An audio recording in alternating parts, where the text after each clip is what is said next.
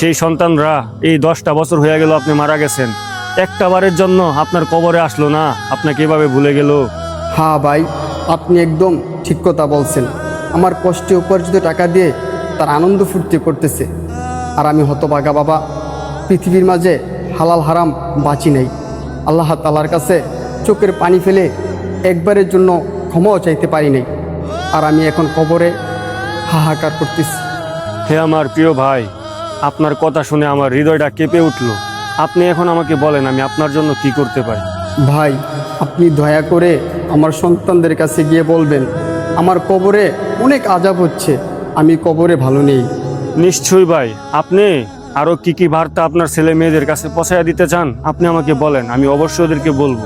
ওদেরকে বলবেন আমার রেখে আসা সম্পত্তি থেকে কিছু টাকা ইতিমখানা ও গরিব দুঃখীদের দান করে। আরও বলবেন আপাতত একদিনের জন্য হলো আমার কবরের পাশে এসে কোরআন তেলাওয়াত করে আমার রুহের মাগফিরাতের জন্য আল্লাহ তাআলার কাছে কান্নাকাটি করে।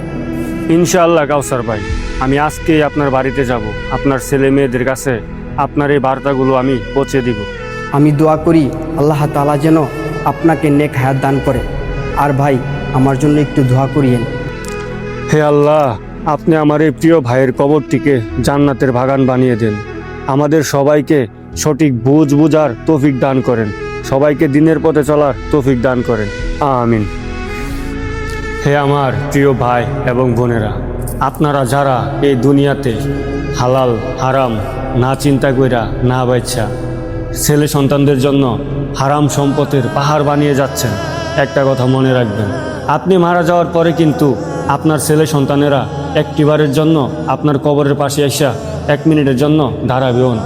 তাই আপনারা এই দুনিয়াতে সময় থাকতে আপনাদের ছেলে মেয়েদেরকে সুশিক্ষায় শিক্ষিত করেন এবং আপনারা আপনাদের পরকালের জন্য বেশি বেশি আমল করেন। আর আমাদের এই ভিডিওটা কেমন লাগছে অবশ্যই আপনাদের মূল্যবান মতামত কমেন্ট বক্সে কমেন্ট করে বলে যাবেন।